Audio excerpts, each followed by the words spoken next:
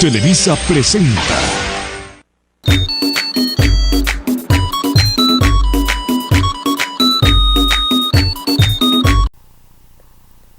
Vamos a empezar definiendo qué es una transformación lineal. Una transformación lineal se comprende como una función. Por ser una función, tiene que tener un dominio y codominio, con la particularidad de que estos tienen que ser espacios vectoriales. Tenemos dos espacios vectoriales, BB y WW, y una función que va desde BB a WW, o sea, una regla de asignación que transforma vectores de BB en vectores de WW. Pero no toda la función que transforme vectores de BB en vectores de WW es una transformación lineal. Tiene que cumplir con dos reglas que son las siguientes. La primera tiene que cumplirse con f por u más b, tiene que ser igual a f por u más f por b. La segunda que se tiene que cumplir es f por k por v, tiene que ser igual a k por f por v. Las transformaciones lineales comprenden varias aplicaciones. En este caso hablaremos de una aplicación en la física, que es la reflexión. Cuando un conjunto de puntos dados es graficado desde el espacio euclidiano de entrada a otro de manera tal que éste es isométrico al espacio euclidiano de entrada, llamamos a la operación realizada la reflexión del conjunto de puntos dado. Esto puede realizarse también con respecto a la matriz. En tal situación, la matriz de salida es llamada la matriz de reflexión. La reflexión es realizada siempre con respecto a uno de los ejes, sea el eje X o el eje Y. Esto es como producir la imagen espejo de la matriz actual. Para comprender mejor esta definición, pongamos un ejemplo.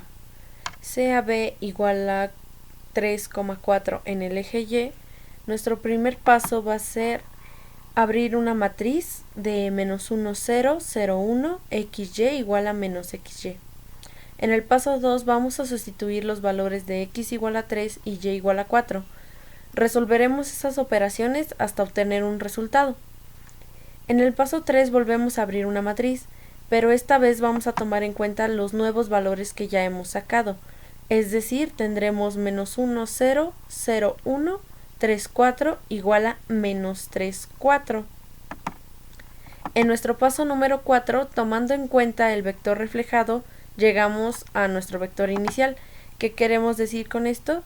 Que tenemos de este lado un menos 3,4 y tenemos que es igual a 3,4. Y como podemos revisar en nuestra gráfica, es exactamente lo que queremos intentar explicar. Es el mismo vector de un lado que del otro.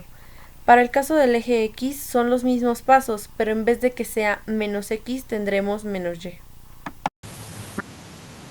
Ahora va la segunda aplicación de que es expansión. La expansión puede ser a partir de dos puntos dados, o sea, dos transformadas dadas, que a partir de su punto inicial, que en este caso en un gráfico se muestra como X y Y, o en términos de una gráfica dimensional, en este caso es una gráfica de lineal. Entonces, lo que podemos hacer es, a través de una operación de multiplicación de cierto grado, podemos hacer que en términos ya sea de x o de y pueda ser elevado o multiplicado para que ese punto pues pase a ser mayor. Como podemos ver en el siguiente ejemplo, que la transformada está en términos de x y y, transformándose a términos de 2x y y. Entonces, lo que podemos hacer es eh, cambiar los valores dentro de los vértices que podemos ver en la gráfica naranja que vemos abajo en puntos A, C, D y B. Y como podemos ver que los únicos puntos que cambian serían D y B debido a sus vértices, que en este punto podemos ver que en el vértice número uno, como está en el origen y al aplicar términos de 2x y y de la transformada, pues no hay una modificación tal cual, ya que como son términos de cero, lo único que podríamos ver serían cambios en B y D, debido a sus datos, que en este caso en términos de B nos puede dar un cambio de 0, de 0,3 a 0,6 que podemos ver ahí. En el caso del vértice 4, que es el caso número D, podemos ver que de 4,3 cambia a 4,6. Aquí vemos que el único cambio que hay es en los términos de x, como podemos ver en los términos de la transformada. Sí, y el único cambio que habría sería en la dimensión, de en vez de ser un rectángulo vertical a un rectángulo horizontal. Eso es en términos de expansión que puede ser aplicado a modelos geométricos. Bueno, yo les vengo a explicar la tercera aplicación de las transformaciones lineales. Bueno, en este caso es la contracción. Para empezar, ¿qué es la contracción? La contracción es el procedimiento inverso de la expansión. En este caso, el punto es contraído en un determinado grado, hacia una dirección dada. En este caso, nuestro punto de entrada sería de 4,8. Al ser contraído por el grado 2 en la dirección de x, nuestro nuevo punto sería de 2,8. Pero bueno, ¿para qué nos sirve eh, esta aplicación? Esta aplicación nos sirve más que nada en arquitectura para comprender la longitud del suelo y si es estable o no. Ejemplo. Un ejemplo de ello es que tenemos que t en x, y es igual a cx, y, y. En este caso nosotros tenemos que c es igual a un medio. Este solo afecta a x. Para nosotros obtener las coordenadas de los cuatro vértices, tenemos que evaluar la matriz, como se observa en el ejemplo. En el vértice 1 tenemos T00 es igual a 1, por ende es 0. En el vértice 2 tenemos T en X es 3 y en Y es 0, pero quedamos que se evalúa a X, por ende nos queda 3 medios, 0, que es B1. En el vértice 3 tenemos que X es 0 y Y es 4. Nuestro vértice 3 es 0,4, que es igual a C. Y en el vértice 4 tenemos que X es 3 y Y es 4. Tenemos que evaluar el 3, que nos queda 3 medios y 4.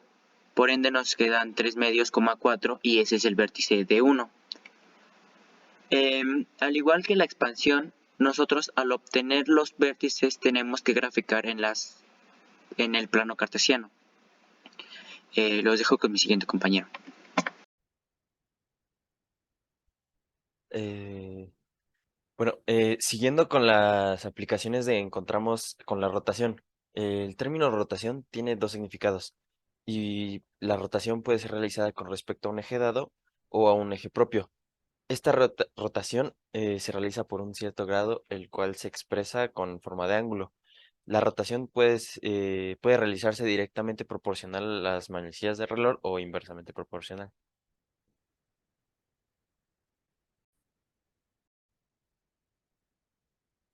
En el siguiente ejemplo vamos a encontrar la transformación de la rotación. Tenemos los componentes X y Y que están, no sé si se ve el mouse, pero bueno, están ahí, como bien están en el ejemplo. Y al girar el vector, estaría la X y Y primas que están en igualadas en el ejemplo. Ay, no, acá. Eh, con el, a- en- con el ángulo teta sería aquí más bien tenemos los componentes X y al girar el vector nos da el X y Y'. Aquí se forma un triángulo rectángulo con el ángulo X, que es el que está representado ahí en la imagen, y ahí está el ángulo teta. Con el ángulo teta y el ángulo alfa, que es el que representa X y Y, sería la continuidad de X y Y' y el de alfa. Se formaría un triángulo rectángulo. Y R lo que significaría sería la suma proporcional de x cuadrada más y cuadrada y eso le sacas la raíz. Y para sacarle el coseno de alfa sería x entre r y despensamos la x y sería x es igual a r por el coseno de alfa. Y aplicaría lo mismo para el seno, sería x es igual a r por el seno de alfa. Para las primas sería eh, el coseno de alfa más teta sería igual a x' entre r es igual a x', por despejar la x', es igual a r coseno de alfa más teta. Y aplicaría la misma para y.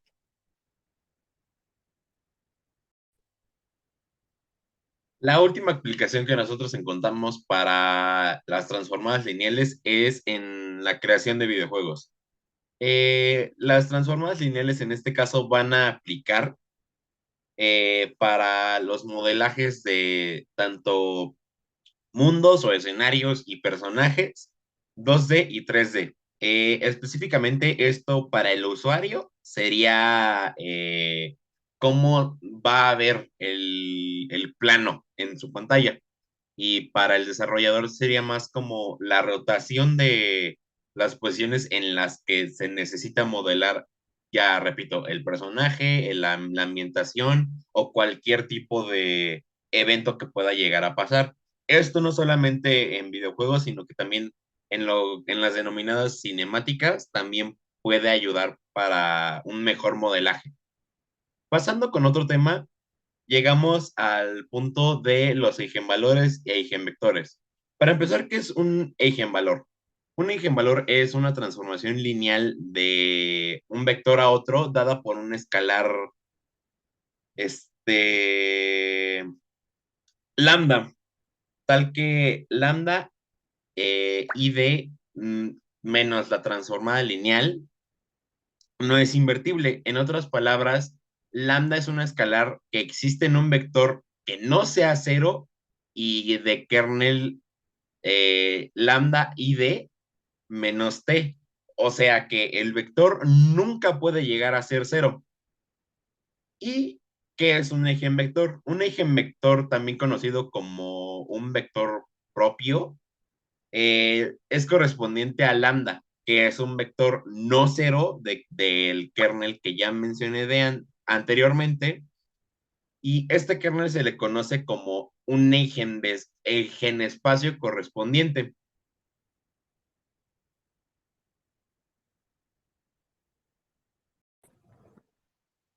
Para la primera aplicación se obtiene el tensor de inercia. En mecánica, los vectores propios del momento de inercia se definen los ejes principales de un cuerpo rígido. El tensor de inercia es necesario para determinar la rotación de un cuerpo rígido alrededor de su centro de masa. Los valores obtenidos se definen en los momentos máximos y mínimos mediante el círculo de Moore, que asimismo el círculo de Moore es un medio gráfico en el que se utiliza en la ingeniería, en la geofísica, para medir momentos de inercia.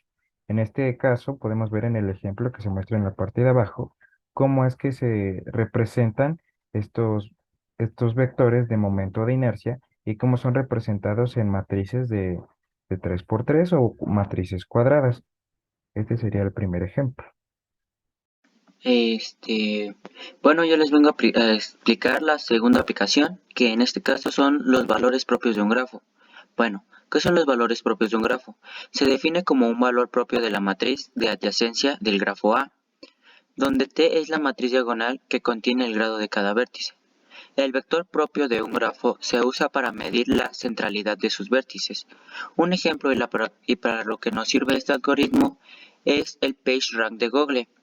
En este caso, el vector propio de la matriz de adyacencia modifica el grafo de la web de la PageRank y sus componentes. Como tercera aplicación tenemos el procesamiento de caras. Las imágenes procesadas de caras pueden verse como vectores cuyas componentes son la luminancia de cada píxel. En este caso tenemos como dimensión el espacio vectorial definido por el número de píxeles. Los vectores propios de la matriz de covariancia asociada a un conjunto amplio de las imágenes normalizadas de rostros se llaman caras propias. Son muy útiles para expresar una imagen de un rostro como la combinación lineal de otras. Todo esto se ve muy utilizado en lo que es la biometría. Otra de las aplicaciones, en este caso la cuarta, es la aplicación dinámica poblacional. Con los eigenvalores e eigenvectores se puede llegar a modelar más o menos una dinámica poblacional en forma de una matriz actuando sobre vectores.